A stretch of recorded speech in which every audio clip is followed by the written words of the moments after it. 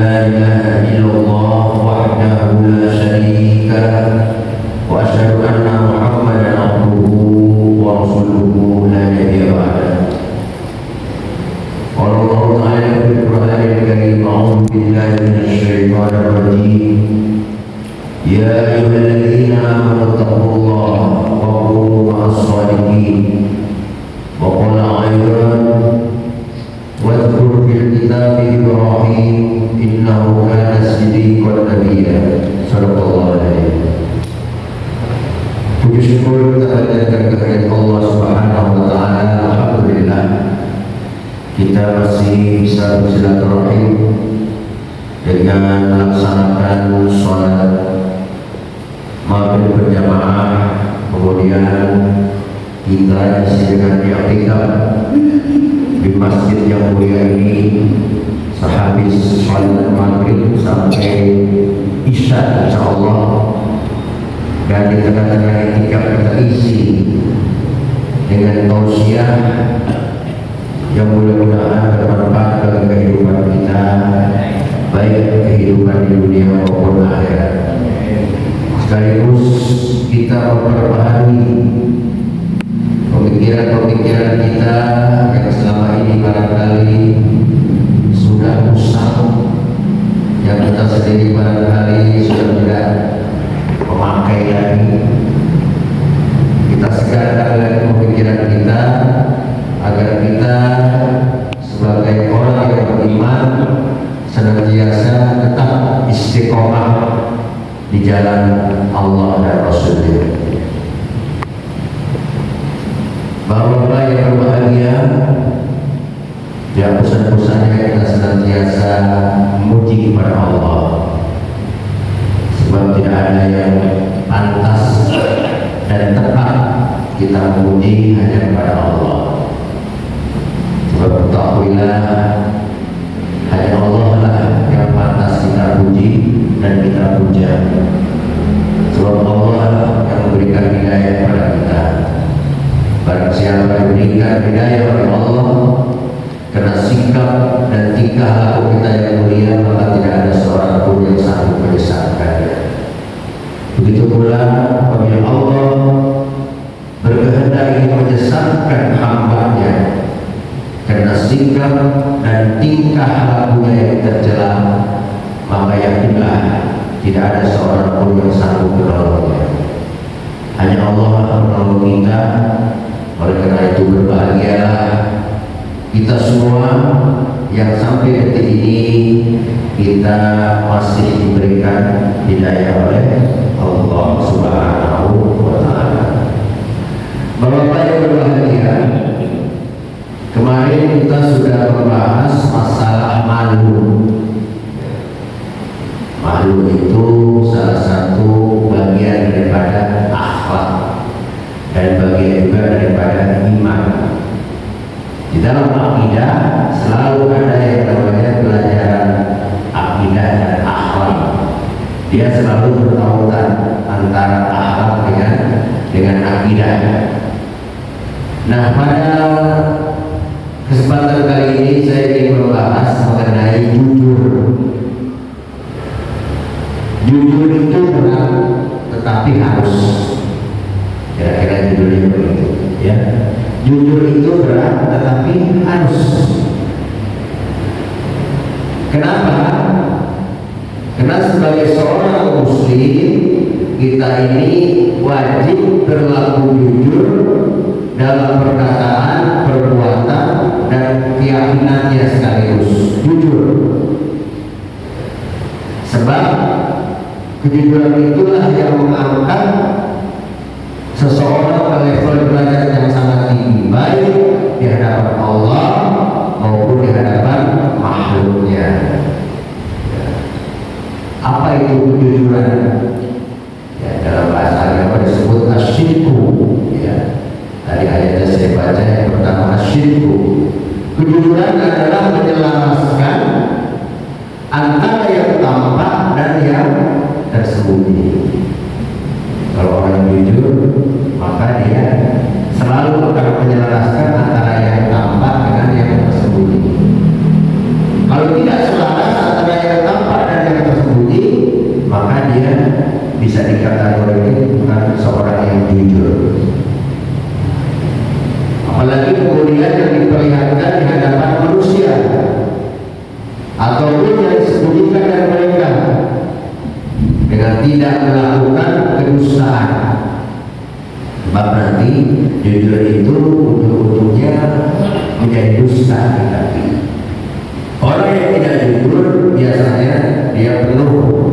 dengan dusta. Orang yang banyak dusta disebut sebagai pendusta. Negara-negara yang namanya pendusta agama dan lain sebagainya. Perkataan dan perbuatan seseorang sudah barang itu tetap harus diawali dengan niat dalam hati. Oleh karena itu kejujuran adalah akhlak yang sangat mulia. Karakter jujur ini tidak melekat kecuali pada orang-orang yang memiliki hati yang lurus. Ya, hanya hati yang lurus saja seseorang bisa berlaku jujur. Kalau hatinya masih bengkok sana kesini agak sulit untuk menjadi orang yang jujur. Oleh karena itu Allah memerintahkan hambanya agar selalu mendekat dan membersamai orang-orang yang jujur setelah Allah memerintahkan bertakwa. Dalam beberapa ayat Al-Quran ketika Allah berbicara bertakwa, maka ujungnya adalah agar kita berlaku jujur. Salah satunya adalah agar kita jujur, kita membersamai terus-menerus dengan orang-orang yang jujur juga, Pak. Kalau kita jujur sementara kita tidak membersamai orang-orang yang jujur, atau banyak teman-teman kita yang tidak jujur, kemudian kita begitu mengakrabi yang demikian, maka suatu saat kita juga bisa tidak jujur. Nah, ini sudah tua, dari mana sudah tua itu demikian. Makanya Rasulullah kadang-kadang mengajarkan kepada kita, kalau ingin melihat seseorang apakah dia baik dan tidak, kita lihat siapa temannya. Kira-kira begitu. Kita lihat siapa temannya. Kalau kebetulan temannya baik-baik, insya Allah dia menjadi orang yang baik. Tapi kalau temannya kemudian enggak, yang begini, yang begitu, ya, kita berpotensi menjadi tidak baik. Walaupun barangkali iman kita kuat, tapi kita punya potensi menjadi tidak baik manakala teman-teman kita tidak baik. Dan Allah sudah memberikan wanti-wanti seperti itu. Sudah memberikan warning, ya, perhatian. Nah, dalam satu ayat yang tadi saya sampaikan di surat At-Taubah ayat 119, Allah berfirman, "A'udzubillahi minasyaitonir rajim. Bismillahirrahmanirrahim. Ya ayyuhalladzina amanu taqullaha wa kunu ma'as-shadiqin."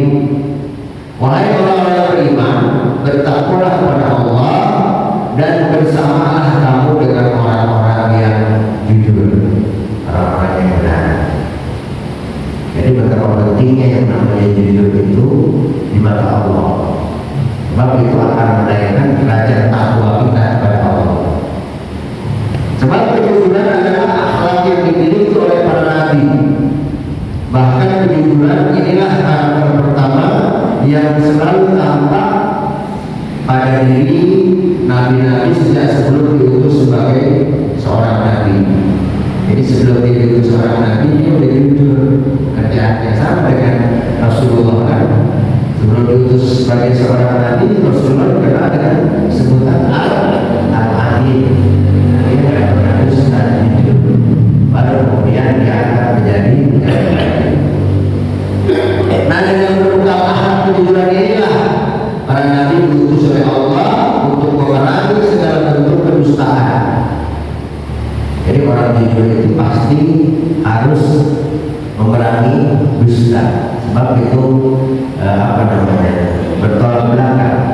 Lawan daripada kejujuran adalah dusta. Kalau orang jujur maka insya Allah dia nggak pernah dusta. Tapi kalau orang dusta pasti dia tidak jujur. Ini sudah pasti. Baik, kita harus hati-hati. Nah, hari ini saya sampaikan pada kita semuanya bagus, sudah jujur, termasuk saya. Bukan. Ini semata-mata untuk mengevaluasi diri kita agar kita supaya berhati-hati ke depannya. Bisa jadi di masa lalu kita supaya kita berbuat yang seperti itu nggak apa-apa, tidak ada masalah. Sebab tidak ada manusia yang sempurna, pasti banyak kesalahan-kesalahan. Tapi setelah mendengarkan kalimat-kalimat firman-firman Allah, mudah-mudahan kemudian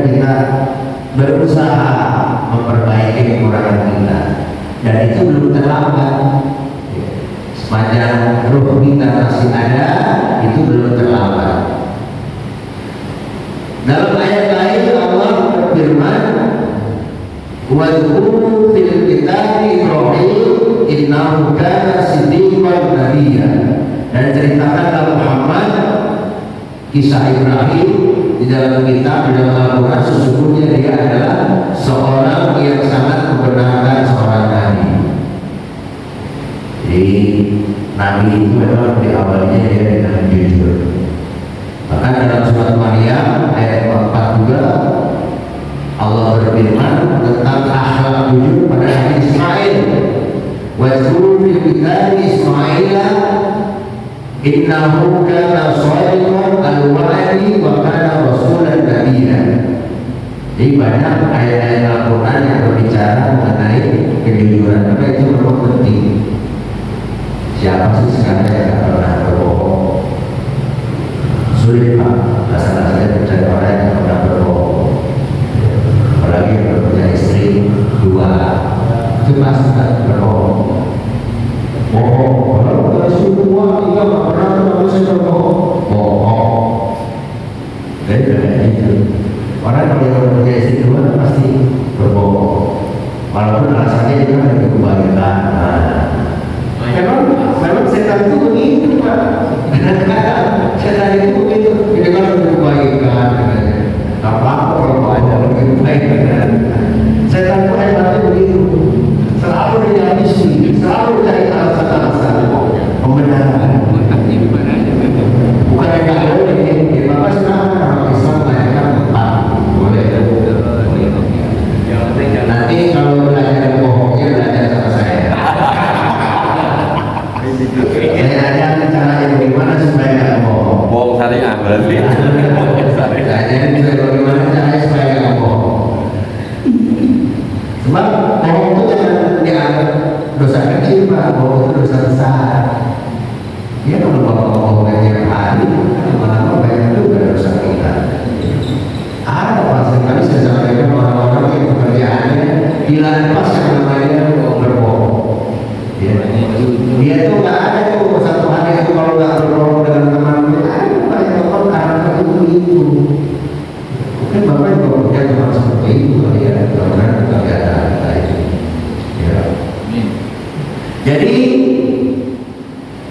di dalam surat Maryam sudah dijelaskan ya mengenai kisah Ismail. Karena betapa mulanya manusia yang memiliki akhlak kejujuran. Inilah semata-mata sampai-sampai orang jahiliyah pun di zaman sudah tertentu nggak berkutik dia. Manakala dia berhadapan orang jujur, nggak berkutik. Ya. Tahu kalau orang benar-benar jujur ketika diajak istilahnya bernegosiasi masalah bisnis saja, dia orang jujur. Kita mau ajak begini, itu nggak bisa dia, nggak berkutik. Kalau jujurnya benar, Pak ya. Tapi kan sekarang kadang-kadang kita jujur kalau udah lihat cuan, ini juga lemes juga, ya, berubah juga masuk angin juga. Tapi ini pengertiannya jujur yang sebenarnya jujur yang harus kita ikuti. Ya. Apalagi dengan kondisi diri kita yang terlanjur terbiasa berdusta. Karena memang kejujuran itu terbiasa menjadi bentuk akhlak yang mampu membangun kepribadian seseorang yang positif dan kuat. Oleh sebab itu, setan selalu berusaha mengarahkan segala daya dan upayanya supaya kita terjerumus ke dalam jurang kedustaan. Itu setan pekerjaannya. Nah, setan bolehlah Kambing hitam lagi. Iya, setan kayak kesalahan dulu. Padahal kelakuan orangnya. Sebetulnya setan itu memang tidak secara spesifik dia menggoda kita dengan hal itu. Setan memang menggoda awalnya saja Pak. Awalnya saja kita digoda oleh setan. Ketika yang pertama kita berhasil, kesannya itu kemauan dia sendiri, bukan kemauan setan. Karena hasil. Setan itu awalnya saja Pak menggoda kita. Seterusnya itu kita sebetulnya yang meneruskan. Setan ketika dia berhasil menggoda manusia, dia lari ke permukaan. Kalau udah kena sekali, pasti terus-terusan terus-terusan. Ternyata manusia itu terus-terusan kalau sudah kena sekali. Jadi tujuan setan itu hanya satu. Apa tujuan setan? Yaitu menghancurkan kepribadian, ya, menghancurkan kepribadian positif manusia agar dia tersesat selama-lamanya. Setan itu dia akan menghancurkan, Pak. Dia tidak senang kalau ada orang lain masa ahli surga digoda oleh setan. Digodanya sih awalnya pelan-pelan kayak tadi itu, dikasih nanti alasan-alasan yang seakan-akan benar, tapi kemudian menjadi bahaya. Ya. Itulah sebabnya mengapa Rasulullah SAW selalu mengingatkan umatnya tentang pentingnya akhlak kejujuran. Ya, jadi jujur itu termasuk akhlak. Sementara Nabi diutus oleh Allah tidak lain dan tidak bukan untuk menyempurnakan akhlak. Innama bu'itsu liutammima makarimal akhlak. Rasulullah bersabda, "Alaikum bisidqi fa inna sidqa yahdi ilal birri wa inal birri yahdi ilal jannah wa ma yazal rajul yasduqu wa yatakhara as-sidqa hatta yuktaba indallahi sidqan." Wajib atas kalian berlaku jujur, karena sesungguhnya jujur itu menunjukkan pelakunya kepada kebaikan, dan kebaikan itu menunjukkan kepada surga. Seseorang yang senantiasa jujur dan berusaha untuk selalu jujur, sehingga ia ditulis di sisi Allah sebagai orang yang sangat jujur. Catat sama Allah. Kalau dia tercatat sebagai orang yang sangat jujur, maka balasannya surga. Jadi memang seringkali saya sampaikan bahwa Allah dan Rasulnya pada hakikatnya banyak memberikan fasilitas kepada kita supaya kita bisa mencapai derajat iman yang kuat, mencapai derajat takwa yang mantap. Karena kalau tidak begitu kita nggak bisa, Pak, mengejar kesalahan-kesalahan kita, Pak, mengejar dosa-dosa kita nggak bisa, Pak. Kalau Allah tidak memberikan peluang-peluang supaya orang bisa memanfaatkan waktu-waktu itu untuk bersikap yang baik, banyak peluang-peluang itu yang Allah berikan. Bahkan iman saja peluangnya Allah berikan sampai berapa? Sekitar sabaina wasiti, antara 60 sampai 70 peluang-peluang iman. Cabang-cabang iman itu antara 60 sampai 70. Sehingga dengan demikian, kalau kita menjadi orang yang beriman yang baik saja, banyak cabang-cabang yang bisa kita lakukan. Kemarin yang paling tinggi apa cabang orang beriman itu? Mengucapkan la ilaha illallah. Itu kalimat la ilaha illallah yang terkenal dengan kalimat tahlil itu kalimat iman yang paling tertinggi yang seharusnya kita ucapkan setiap ba'da sholat. Kapan saja boleh. Beda dengan tahlilan, nah ya. Kalau tahlilan itu ada waktu-waktunya. Ya. Kalau tahlil itu kapan saja Bapak boleh. Kapan saja. Ya, ada waktu tahlil, ada waktu tahlil. Dan itu adalah salah satu kualitas iman yang paling tinggi kalau kita banyak-banyak mengucapkan la ilaha illallah. Karena yang paling rendah itu apa? Sehingga yang paling rendah itu adalah mengais apa kotoran di jalan, ya, mengais lemak dan bumi di jalan, membuang. Itu salah satu iman yang terendah. Alhamdulillah kalau kita masih bisa, paling tidak masih punya iman. Kalau sampai melihat kotoran di jalan kita diam aja, ya berarti jangan-jangan iman kita udah terbang. Ya, ada bahaya di jalan, kita kadang bisa memikirkan kita iman ya aja. Oh yang celaka bukan boleh ini, nah itu berarti iman kita terbang.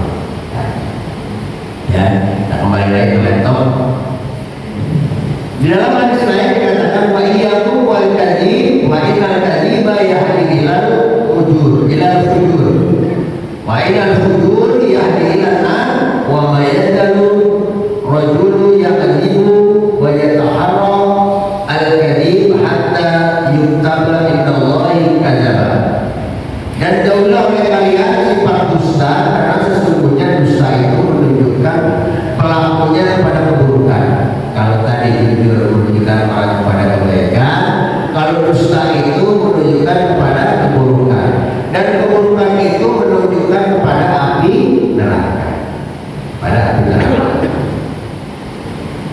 Sementara kebaikan menunjukkan kepada surga. Seseorang senantiasa berdusta dan berusaha selalu berdusta, sehingga ia ditulis di sisi Allah sebagai seorang pendusta. Kalau selalu dusta, kata orang bahwa ini orang pendusta, udah itu neraka itu sudah malam saja kepada orang yang selalu berdusta. Sehingga seseorang yang senantiasa menghiasi dirinya dengan akhlak kejujuran, maka dengan izin Allah Azza wa Jalla, ia akan selalu mendapatkan ketenangan hati. Nah, itu Pak. Orang yang jujur, orang yang tidak pernah bohong, itu biasa hatinya tenang. Jadi kalau ada hati kita tidak tenang dalam kehidupan ini, hati-hati. Jangan-jangan kita tidak jujur, kita jangan-jangan kita banyak bohong. Itu yang menyebabkan hati kita tidak tenang. Tapi kalau kita jujur, kita tidak pernah berdosa, maka insya Allah hati kita akan tenang. Tenang Pak. Orang yang tidak tenang itu nggak bisa tidur, ya. Kerjaan kalau udah rapi kerjaan tetap aja nggak bisa tidur. Nah itu berarti ada hal yang menimpa diri kita. Minimal mungkin pernah berdusta, atau juga jangan-jangan tidak jujur. Sehingga Rasulullah mengingatkan, da'ma yarimu ila ma la yarimu, fa inna sidqa tuma'ninah wa inna al-kadhib riyabah. Tinggalkan segala yang melakukanmu kepada segala yang tidak melakukanmu, karena sesungguhnya kejujuran itu membawa kepada ketenangan, dan sesungguhnya dusta itu membawa kepada keraguan. Jadi kalau jujur pada dusta itu menimbulkan keraguan. Nah, derajat kejujuran tertinggi adalah kejujuran lisan. Ini derajat yang paling tinggi Pak. Yang paling tinggi ini adalah kejujuran lisan, mulut Pak. Kejujuran mulut itu yang paling tinggi. Menjaga lisan untuk tetap jujur adalah upaya yang berat. Kenapa berat? Sebab untuk merealisasikan kejujuran lisan ini, seseorang harus senantiasa memperhatikan 3 hal. Ini Pak ya. Yang pertama ini derajat tinggi adalah kejujuran lisan. Kalau kita bisa melakukan ini, yang 3 hal ini nanti, mungkin kita bisa kita jaga. Sebab harus diperhatikan 3 hal ini sebelum menggerakkan lisannya untuk berucap. Yang pertama, ini masalah lisan dulu ya. Karena ada lisan, karena ada masalah. Yang pertama, ia harus jujur dalam menyampaikan informasi-informasi yang ia terima dari pihak lain. Ini ada hubungannya dengan kondisi sekarang. Jadi kita hati-hati kalau menerima informasi ya. Sebab tidak semua yang namanya informasi itu harus kita sampaikan ke pihak lain. Ada barangkali informasi itu hanya saya dengan Pak Saiful saja, atau tidak perlu sampai kepada yang lain lagi. Sebab kalau itu sudah keluar kepada yang lain, maka informasi itu bisa menjadi bias. Yang tadinya sebetulnya maksudnya A jadi B. Karena udah mulai berkembang, maka informasi itu harus hati-hati dalam sekarang. Jadi yang pertama itu harus jujur dalam menyampaikan informasi yang diterima dari pihak lain, baik itu dari atasannya atau saudaranya atau dari sumber lainnya, harus sampaikan dengan sejujur-jujurnya. Harus sampaikan sebenarnya. Menjaga lisan itu Pak. Jangan kebetulan yang menyampaikan sohib kita ini, sohib kita senangin. Maka ketika dia menyampaikan sampai lain ditambah-tambahin Pak. Wah, disuruh ngomong begitu orang bagus pokoknya. Wah, saya percaya banget ya. Tidak boleh ditambah-tambahin. Sering kita mendengar ada yang seperti itu.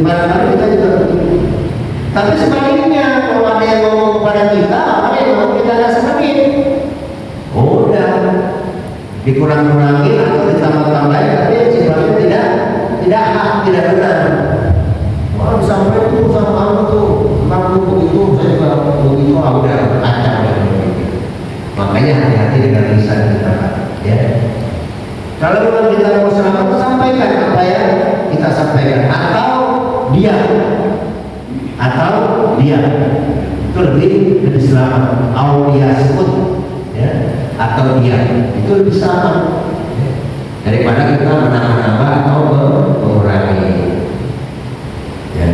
Dia tidak boleh menambah atau mengurangi informasi tersebut, apalagi menyengaja untuk mengubah informasi tersebut, sehingga orang yang mendapat informasi dari dirinya menjadi tersesat gara-gara kita menyampaikannya berlebihan. Jadi tersesat, satu orang tersesat, akhirnya dia menyampaikan lagi pada yang lain, tambah tersesat lagi, menyampaikan lagi pada yang lain, tambah tersesat lagi. Akhirnya sesat menyesatkan. Dalam bahasa kami disebut dilun, sesat menyesatkan. Kita sudah menyesatkan dia, dia menyesatkan orang lain lagi. Tapi yang paling besar itu dosanya pertama yang menyampaikan ini, gara-gara kamu terjadi begini, akhirnya omongan yang sebetulnya nggak seperti begini, kok jadi begini. Hati-hati, lisan hati-hati, ya. Dan Allah berfirman dalam hal ini, ya ayyuhalladzina amanu in ja'akum fasiqun binaba'in fatabayyanu an tusibu qauman bijahalatin fatusbihu ala ma fa'altum nadimin. Ini di surat Al-Hujurat. Di surat Al-Hujurat sering kita baca, ya ayyuhalladzina amanu in ja'akum fasiqun binaba'in fatabayyanu an tusibu qauman bijahalatin fatusbihu ala ma fa'altum nadimin. Wahai orang yang beriman, jika seseorang yang asik datang kepada kamu membawa suatu berita, maka telitilah kebenarannya. Ini orang fasik ini yang paling repot. Orang fasik ini orang pintar lah sebetulnya. Orang pintar, orang fasik. Sampai-sampai kita tidak percaya kalau dia ngomongnya nggak benar. Saking casingnya itu dia orang pintar, fasik ini. Hanya Allah mengatakan, jika seseorang yang fasik datang kepada kamu suatu berita, maka telitilah kebenarannya, agar kamu tidak mencelakakan suatu kaum karena kebodohan atau kecerobohan yang akhirnya kamu menyesali perbuatan itu. Kan kadang-kadang yang menyesal ya, aku menyesal gara-gara saya ngomong begini, kok jadi begini kejadiannya kan. Makanya hati-hati lisan itu. Jangan sampai kita menyesal karena perbuatan-perbuatan kita. Kemudian yang ketiga, yang kedua, menghindari buruk sangka dan anak-anak. Ini juga harus kita hindari. Berburuk sangka harus kita hindari. Dan semua kita, termasuk saya, pada hakikatnya punya potensi berburuk sangka pada orang. Punya potensi berburuk sangka kepada orang. Sebab berburuk sangka itu adalah celah yang paling dimasuk ke setan. Berburuk sangka. Hampir semua kita ini kadang-kadang pernah berbuat berburuk sangka. Sehingga berburuk sangka ini hampir dipastikan itu merupakan salah satu potensi yang bisa digoda oleh setan. Makanya kita juga sangat berpotensi untuk berburuk sangka. Yang wazanna wa idza zanna adzabul hadis. Waspadalah dengan buruk sangka, karena buruk sangka adalah sejelek-jeleknya perkataan dusta. Ya, karena buruk sangka itu sejelek-jeleknya perkataan dusta. Kalau dusta sudah dusta ya. Tapi kalau udah buruk sangka itu udah mulai mana-mana Pak, kiri ke kanan ke depan ke atas sudah buruk sangka.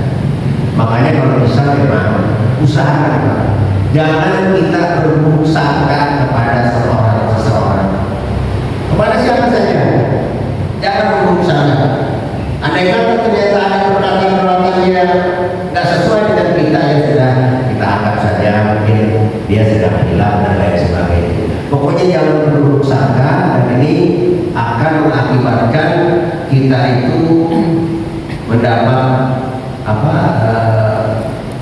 kalimat dari Allah itu sebagai sejelek-jeleknya pendusta. Dan itu memang harus kita pahami. Kemudian yang ketiga, yang pertama tadi lisan, ya, artinya kalau bicara harus jujur dalam menyampaikan informasi. Yang kedua berusaha. Yang ketiga waspada membicarakan setiap informasi yang didapat. Sebab tidak setiap informasi yang didapat harus disampaikan kepada orang lain. Tadi sudah saya sampaikan. Jadi kita hati-hati, waspada setiap ada informasi. Sekarang ini kan banyak informasi yang sifatnya kita nggak perlu ikut-ikutan kemudian itu menyampaikan lagi. Kalau memang kita nggak tahu ceritanya gitu loh. Ini kan kita saking asik, udah tahu ini kita nggak tahu ceritanya ada sebar lagi kalau kita kesini lagi, sebar lagi sana. Nah itu bakal membahayakan kita sendiri. Ya. Jadi tidak semua informasi yang kita dapat harus disampaikan kepada orang lain. Atau kadang-kadang suka juga bilang begini, Pak Zul, ini hanya Pak Zul aja yang tahu, ini rahasia ya, yang orang yang lain ya. Karena kalau gitu kan, tiba-tiba Pak Zul cerita lagi kalau lain. Nah ini saya jadi paham, punya ngomong lain lagi kan, ini rahasia loh. Jadi maksudnya rahasia kan cuma 2 orang, tapi akhirnya bisa kemana-mana Pak. Kadang-kadang begitu, sering tapi kalau itu. Makanya kalau memang itu udah rahasia, udah kalau ada ngomongin, udah diam aja. Dengan siapapun, kadang-kadang orang kan bisa pas itu kan sering begitu. Ini rahasia tidak mau yang ngomongin, mana-mana sih enggak gitu. Udah kita di kita cuma kita doang, 2 yang tahu ya. Yang ditanya ngomong lagi orang lain. Ini apa ini saya ngomong. Yang lain udah pada tahu nih, akhirnya semuanya.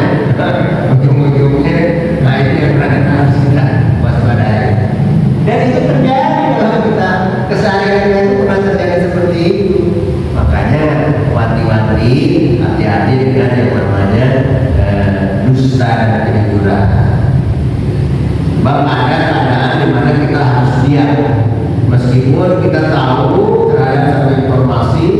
Di samping ada keadaan yang menuntut kita untuk menyampaikan suatu informasi kepada seseorang atau tidak. Dan hal seperti itu memang harusnya sudah kita pahami lah, bisa lah kita pahami supaya kita ke depannya akan lebih baik lagi. Sampai-sampai Rasulullah bersabda, "Kafa bil mar'i kaliman ayu hadisa bi kulli ma sima'." Cukup seseorang itu disebut berdusta ketika ia menyampaikan setiap apa yang dia dengar.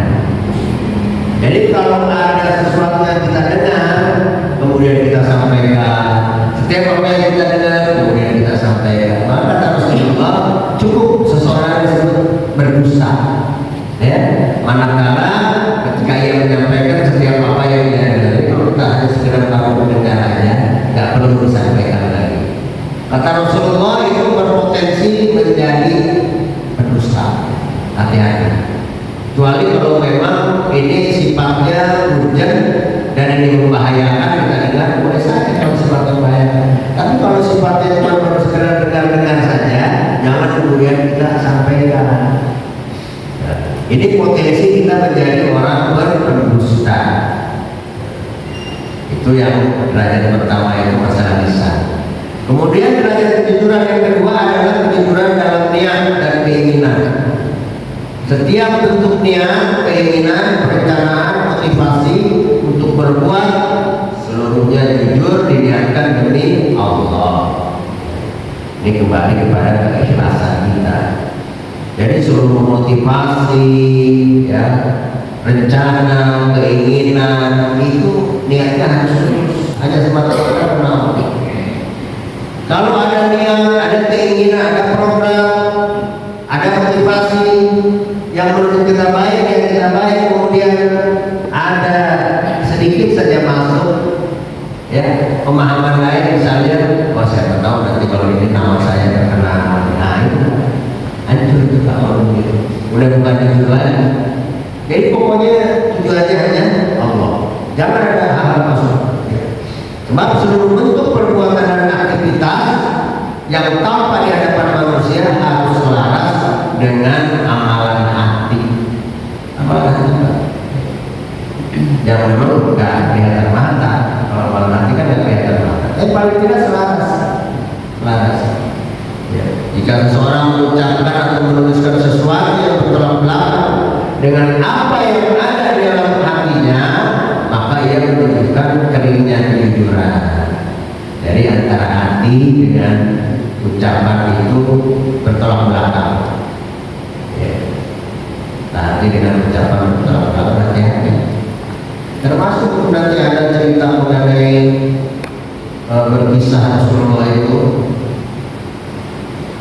dalam surat Al-Fatihah dikatakan yaquluna bi alsinatihim ma laysa fi qulubihim. Mereka mengucapkan sesuatu dengan mulutnya apa yang tidak ada dalam hatinya. Dia ucapkan dalam mulutnya tapi hatinya nggak ada. Artinya ngomong. Sekarang kan banyak kan ngomong-ngomong aja kan, tapi kemudian nggak pernah direalisasikan. Boleh. Makanya janji itu juga hutang namanya. Janji itu hutang, dan yang namanya hutang itu harus dibayar. Hati-hati orang harus berjanji. Mau hutang-hutang dibayar bukan? Kecuali ketika dia berjanji, kalau saya nanti diangkat jadi anggota DPR, maka saya akan begini. Tapi kemudian kalau nggak diangkat, nggak dipenuhi, nggak apa-apa. Tapi ketika dia diangkat kemudian dia tidak peduli, hati-hati itu. Kalau itu kan banyak kejadian. Ya. Sebelum diangkat jadi anggota DPR, pada pemilihan membuang karpet rumah banyak masjid kan.